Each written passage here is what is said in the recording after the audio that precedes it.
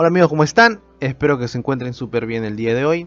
Vamos a cambiar nuestro nombre de nuestro canal. Es muy sencillo, muy fácil. Para esto lo único que vamos a hacer es irnos aquí al icono y vamos a irnos a tu canal, ¿ok? En la parte superior derecha nos vamos al icono, hacemos clic e ingresamos a tu canal. Una vez estemos en esta ventana, amigos, nos vamos a personalizar canal. En esta parte de aquí, personalizar canal, ingresamos.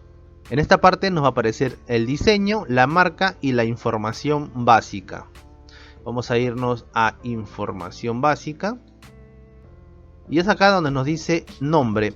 Elige un nombre para tu canal que os represente a ti y a tu contenido. Tus cambios de nombre e imagen de perfil solo serán visibles en YouTube y no se aplicarán a otros servicios de Google. Puedes cambiar tu nombre 2 veces en un periodo de 14 días. Ok amigos, en esta parte es donde nosotros vamos a poder borrar y cambiar nuestro nombre. Ok amigos, tranquilamente.